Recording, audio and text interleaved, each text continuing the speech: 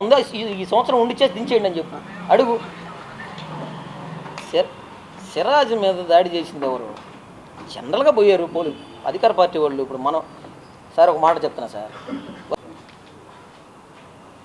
మాట్లాడు, తప్పులే. నా మీద దాడి జరిగేటప్పుడు ఏడున్నావు నువ్వు? అదే ఆఫీస్లో కూర్చోవు నాకు. ఓకేనా? నా పేరు Bodimalla Vishnuvardhan Reddy, Nellore rural YSR Congress party booth committee ఇన్ఛార్జిని. గత 16 ఏళ్ళుగా నెల్లూరు రాజకీయాల్లో ఉన్నా, మీ అందరికీ తెలుసు. ఇప్పుడు జరుగుతున్న పరిస్థితులు,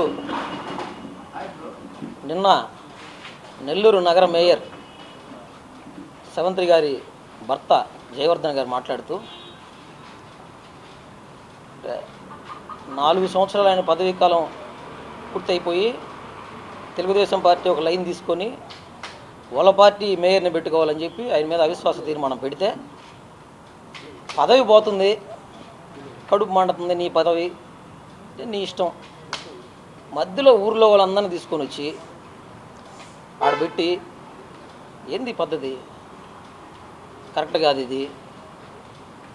మిస్టర్ జయవర్ధన్, చెప్తా ఉన్నా నీకు, మంచి పద్ధతి కాదు. నా మీద హత్యా ప్రయత్నం జరిగిందని చెప్పి నువ్వు ఆరోపించావు. ఆ రోజు నువ్వు మాట్లాడినప్పుడు కనీసం నాకు ఫోన్ చేసావా, నాకు వచ్చావా? నా మీద జరిగినప్పుడు ఎవరు చేసిందనేది పక్కన పెట్టి, వాట్ ఎవర్ ఇట్ ఈస్. మళ్ళీ చెప్తా ఉన్నా, ఇంకా ముందు కూడా నా విషయం ఏ లుచ్చా లఫంగి కోన్ కిస్కా గొట్టంగాళ్ళు పిచ్చి కుక్కలు మాట్లాడకుండా ముందుగానే చెప్తా ఉన్నా. నేను ఫస్ట్ క్లారిటీ ఇస్తా ఉన్నా దానికి. నా మీద హత్యా ప్రయత్నం కోటంరెడ్డి గిరిధర్ రెడ్డి చేయించలేదు. కోటంరెడ్డి గిరిధర్ రెడ్డికి చేయించలేదు. కోటంరెడ్డి గిరిధర్ రెడ్డికి ఎటువంటి సంబంధం లేదు. నా కేసు కోర్టులో ఉంది. రాజకీయాల్లో కొన్ని అపోహలు బండి మాట వాస్తవమే. అందుకే నీకోసం చెప్తా ఉన్నా, ఇంక ముందు ఎవరో కూడా ఇట్లాంటివి వాడుకోకుండా మగాడు రాజకీయాలు చేయండి. నీకు ఇబ్బంది జరిగినప్పుడు మగాడు రాజకీయాలు చేయి, ఇట్లా లుచ్చ లఫంగా రాజకీయాలు చేయబాక. ఒకటి కూడా అన్న, జయవర్ధన్ గత చరిత్ర అంతా నాకు తెలుసు. 2010 నుంచి జయవర్ధన్ సేదరణ కాడికి తీసుకుపోయింది నేను.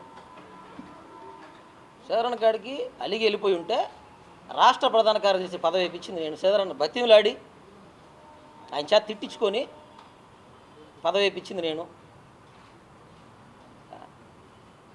రోజు మా తమ్ముడు నేను మదన్ మాట్లాడాడు. వాడు మాట్లాడి అన్నీ కరెక్టే, దాంట్లో ఏమీ తేడా లేదు. దాంట్లో వాడు అన్నీ కరెక్ట్గా మాట్లాడాడు. నువ్వు మేము వచ్చేదాకా నువ్వు ఎదురు చూసేవాడివి, అందరం కలిసి తినేవాళ్ళమి. కాకపోతే ఒకే మంచం అనేది నాకు తెలియదు, కానీ కంచాలు మాత్రం వేరు, అందరం కలిసి తినేవాళ్ళం, అందరం బాగుండేవాళ్ళం. లాస్ట్ ఎలక్షన్లో నీకు కార్పొరేట్ టికెట్ ఇవ్వాల్సినప్పుడు శ్రీధరన్నకి ఎన్ని ఒత్తిళ్ళు వచ్చాయి నీకు తెలుసు, నాకు తెలుసు. నేను అక్కడే ఉన్నా స్వయంగా. నాకే చెప్పాడు పిలిచి, ఏందిరా జయాకి చేయాలనుకుంటే మనం పరిస్థితులు మారుతూ ఉన్నాయి, చేయలేమేమో జయాకి, మనకి చేస్తే ఏం చేస్తాం, జయాకి తప్పితే ఏం చేయలేము. అంత దూరం ఒత్తిడి పార్టీ వ్యక్తులు అందరిని ఒప్పించి నీకు యునానిమస్ చేశాడు. తప్పులే, నువ్వు రాజకీయాల్లో నువ్వు పోరాటం చేసుకో, నువ్వు ఫైట్ చేసుకో. కానీ ఎవరైనా సరే ఈ విధంగా మేయర్ పదవి పోయిన తర్వాత నిన్ను నమ్మి మేయర్ని చేస్తే నీ పదవి పోతుంది, గమ్ముగా రాజీనామా చేసి వెళ్ళిపో, లేదంటే పదవి దించేసి వెళ్ళిపో. 4 సంవత్సరాల పదవిలో ఉన్నావు కదా. దేవుడు లేడు అనే పదవి వచ్చేటప్పుడు ఉన్న దేవుడు పదవి పోయేటప్పుడు అడిగిపోయాడు, లేకుండా పోయాడా, మాయమైపోయాడా? అసలు మామూలుగా దేవుడు ఉన్నా కూడా నీలాంటి వాళ్ళ కాడికి నాలాంటి వాళ్ళ కాడికి రాడు మన దగ్గరికి.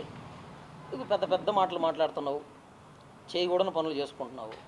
చేయొచ్చు, తప్పులే, నువ్వు పోరాటం చేయొచ్చు. ఇప్పుడు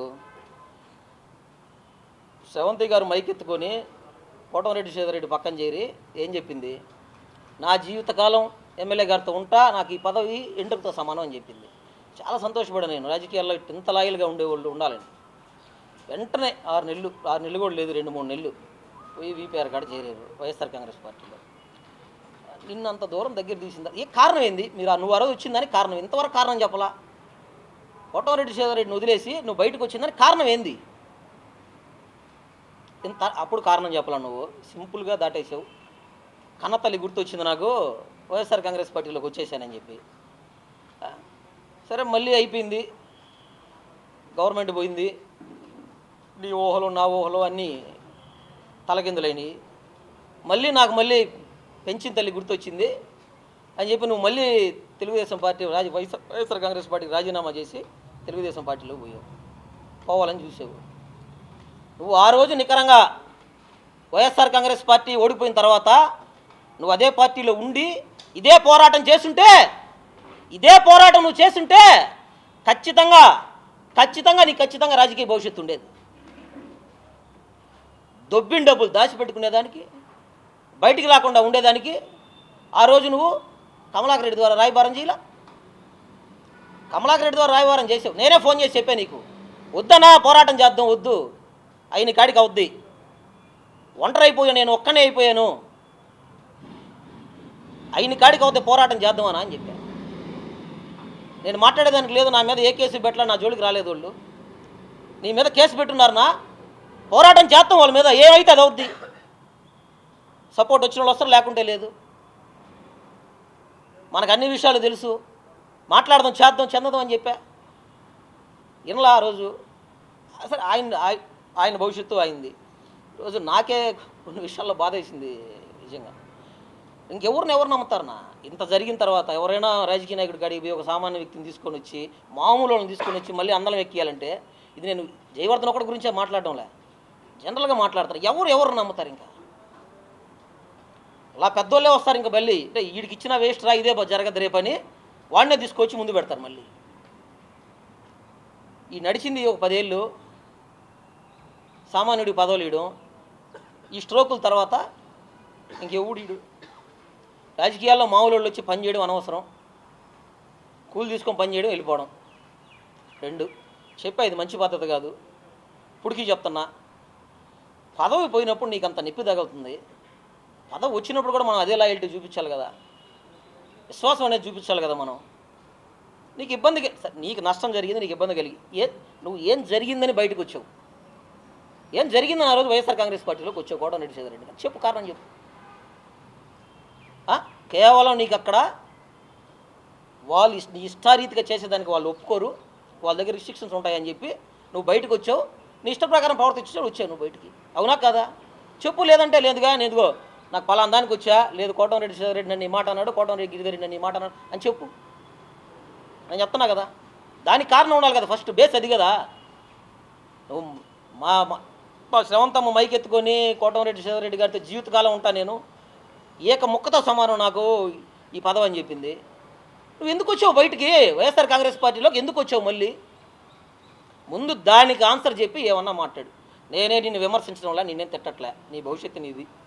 ఎందుకంటే నువ్వు 10 మంది గురించి చెప్పావు దాడులు జరిగాయని. ఆ దాడులు జరిగినప్పుడు నువ్వు ఆడే ఉన్నావు ఆ రోజు. నువ్వే పతిత్వే, నువ్వు చెప్పిన ప్రతి ఒక్కటే జరిగినప్పుడు ఆడే ఉన్నావు నువ్వు. మనం రాజకీయాల్లో కొన్ని మాట్లాడకూడదు, మన విషయాల్లో అవతల కొన్ని కోత వేయాలా, వాళ్ళ విషయాల్లో మనం కొన్ని కోత వేయాలా. ఇష్ట ప్రకారం మాట్లాడేస్తే సరిపోద్దా? నోరు ఉంది కదా, ప్రెస్ ఉంది కదా అని చెప్పి. రేపు భవిష్యత్తు సార్, రాజకీయాల్లో నేను వైఎస్ఆర్ కాంగ్రెస్ పార్టీ, ఈరోజు నేను ఖచ్చితంగా వైఎస్ఆర్ కాంగ్రెస్ పార్టీలో ఉంటా. వైఎస్ఆర్ కాంగ్రెస్ పార్టీలోనే కొనసాగుతాను. ఈరోజు నాకైతే ఎవరు 1.5 సంవత్సరం అయింది మా ఇన్ఛార్జిని ఇచ్చి, కనీసం ఏ రోజు నాకు ఫోన్ చేయాల ఆయన. సరే, నేను ఆయన కోసమే ఉంటాం లేదు, జగన్మోహన్ రెడ్డిని చూసి ఉంటున్నాను నేను. మా పార్టీ విషయాలు పక్కన పెట్టేస్తే ఆయన ఇంకో మాట మాట్లాడాడు, రూప్ కుమార్ యాదవ్ని మేయర్ పదవి కోసం ఈ విధంగా చేస్తున్నాడని చెప్పి మాట్లాడు. నేను రాజకీయాల్లో ఏ పార్టీ అయినా కొంతమందిని ఇష్టపడతాను. దాంట్లో ముఖ్యంగా రూప్ కుమార్ యాదవ్ని ఇష్టపడతా, అజీజ్ భాయ్ని ఇష్టపడతా. ఏ పార్టీలో 2009 అనిల్ కుమార్ యాదవ్ గారు ఎమ్మెల్యే కంటెస్ట్ చేశాడు. కష్టం చేసింది రూప్ కుమార్ యాదవ్. 2014 అనిల్ కుమార్ యాదవ్ గారు కంటెస్ట్ చేశాడు. ఎమ్మెల్యే పదవి కావాలంటే ఆ రోజు తీసుకోలేడా? డబ్బులు లేవు ఆ రోజు పెట్టే ఖర్చు అన్నీ ఉన్నాయి ఆయన దగ్గర. ఆల్రెడీ కార్పొరేటర్ 2 సార్లు, తర్వాత 3 సార్లు అనిల్ కుమార్ యాదవ్ గారి కోసం పనిచేశాడు. అలా డిఫర్ అయి బయటకు వచ్చాడు. ఎప్పుడు అవ్వాలంటే అవ్వలేడు మేయరు. అజీజ్ భాయ్కి ఇచ్చినప్పుడు మేయరు నేనే ప్రత్యక్ష సాక్ష్యం. 2014 ఎలక్షన్ ముందు ఎలక్షన్ జరిగింది, corporation election. 2014 MLA election results తర్వాత ఈ రిజల్ట్స్ వచ్చాయి, కౌంటింగ్ తర్వాత అయింది. నేనే ప్రత్యక్ష సాక్ష్యమనా. క్యాంప్ గోవాలో పెట్టుంటే, అందరం గోవాలో ఉంటే ఆ డిస్కషన్ జరుగుతుంటే రూపణతో ఉండేవాళ్ళు కొంతమంది, ఒక ఇద్దరు ముగ్గురు అన్న బీసీ వచ్చింది కదనా, మనం కదనా మేయర్ అవ్వాలా ఉండవా చాలు. కానీ ముస్లిం మైనార్టీకి ఒకసారి అవకాశం వచ్చింది, ఇన్ని రోజులు ముందు పెట్టి ఇప్పుడు అడగమంటున్నాడు దేనికైనా కొద్దిగా ఉండాలని. నేనే ప్రత్యక్ష సాక్షి విన్నోడిని.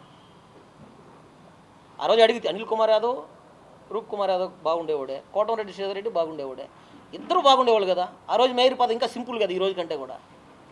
కానీ అబద్ధాలు చెప్తావు ఇప్పుడు. ఉండే చెప్పు. నీకు నాకు పదవి పోతుంది, నాకు నొప్పి తగులుతుంది, బాధ వేస్తుంది, దిగలేకపోతుండా అని చెప్పు. స్ట్రైట్గా ఫైట్ చేయి. ఇటు తిప్పి అడు తిప్పి ఎన్ని మాట్లాడుతున్నావు. ఎన్నిటికీ పదవి దించేదానికి ఏమన్నా సంబంధం ఉందా? ఈరోజు కూడా మాట్లాడాడు, నిన్న మాట్లాడాడు. వీటన్నిటికీ జయవర్ధన్ పదవి దించేదానికి ఏమన్నా సంబంధం ఉందా మీరు చెప్పండి. ఎక్కడన్నా దానికి పొంతన ఉందా? ఆయన చాలా ఆడవాళ్ళ విషయాలు మాట్లాడు, ఇంకోటి దానికి పదవికి ఏం సంబంధం? ఇప్పుడు ఏంది నీ ఉద్దేశం ఏంది ఫైనల్గా? నన్ను దించొద్దు, నన్ను దించితే నేను అరస్తా, కేకలు పెడతా, లేనిపోని అంటా, నా క్యాస్ట్ నా కులాన్ని వాడుకొని మిమ్మల్ని గబ్బు పట్టిస్తా, తెలుగుదేశం పార్టీని భయపెడతా. ఆగదు, వాళ్ళు నిర్ణయం ఎందుకు చేసుకున్నారు, ఆగదు. మేయర్ పదవి పోయిన మరుక్షణం నీ మాట ఏ విధంగా ఉంటుందో తర్వాత ఈ రోజు ఉన్న మాట రేపు ఉంటుందా? మళ్ళీ పోతావు రాజీకి, మళ్ళీ మాట్లాడతాడు, మళ్ళీ వాళ్ళ పేపర్ ఇస్తాడు, మళ్ళీ చదువుతాడు. ఇదే కదా జరగద్ది. నువ్వు ఇక నుంచైనా జరిగిపోయినాయి.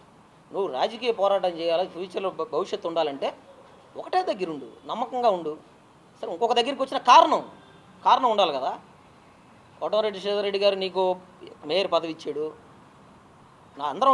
వాళ్ళందరం ఒకసారి వచ్చిన వాళ్ళం అందరం, మీకు న్యాయం జరిగింది.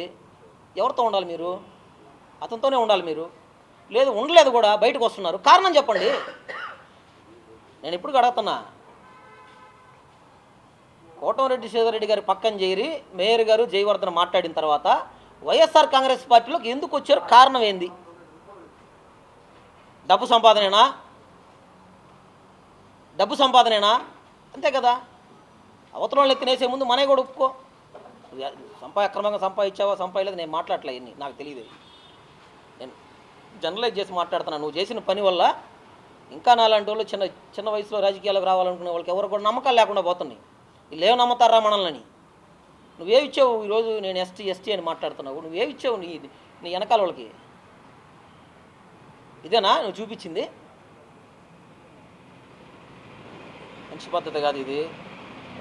మళ్ళీ చెప్తున్నా, మీ గురించి ఏమన్నా మాట్లాడుకోండి. మీరు ఏడన్నా పడండి, సౌటి కళ్ళలో మునిగి తేలండి, నేను కాదంటా. కొట్టుకొని సావండి. నా గురించి మాట్లాడొద్దు. అన్నిసార్లు మాట్లాడను. నా గురించి మాట్లాడొద్దు, నా గురించి తీసుకురావద్దు. నేను మళ్ళీ చెప్తున్నా, ఫ్యూచర్లో ఏ కుక్కైనా మాట్లాడద్దని తెలిసే ఇప్పుడు చిన్న కుక్క మాట్లాడింది, రేపు పెద్ద కుక్కలు మాట్లాడతాయి. వాళ్ళకి సమాధానం చెప్పే కంటే ముందుగానే చెప్తున్నా, నా మీద కోటమిరెడ్డి గిరిధర్ రెడ్డి దాడి చేయించలేదు. సాటిస్ఫై? ఇంకా మాట్లాడొద్దు, ఎవరు నా గురించి మాట్లాడొద్దు. మీ తంటాలు మీరు పడండి. ఏంలేనా? కోటమిరెడ్డి శ్రీధర్ రెడ్డి గారిని, కోటమిరెడ్డి గిరిధర్ రెడ్డిని పక్కన ఉండే వాళ్ళని ఇబ్బంది పెట్టరా వైఎస్ఆర్ కాంగ్రెస్ పార్టీ? గమ్ముగా ఉంటుందా? అది అందరూ చూపించుకునే అధికార బలాలే. దానికి ఏమైనా పోలీసు మామూలుగా పోయి ఉంటుంది. కానీ ఎఫ్ఐఆర్ చేసి అదని ఇబ్బంది పెడితే సరే. 10 మంది 40 మంది రౌడీలు పోయిన మాట నాకు తెలిసి అవాస్తవం, పోలీసు పోయిన మాట వాస్తవం. సిరాజ్పేట జరిగేటప్పుడు ఏడన్నావు, ఎంపీడీఓ జరిగేటప్పుడు ఏడన్నావు, జరిగినా జరగలేదు పక్కన పెట్టి ఎక్కడున్నావు నువ్వు ఆరోపించినట్లకి? మనం ఆడే ఉన్నాం కదా. మన ఆట మాడితే ఏనోడితో మాట్లాడతాం మనం. అవన్నీ నీకు జరిగింది మాట్లాడు, నీకు జరిగింది అన్యాయం. ఈరోజు నేను దించేస్తాను.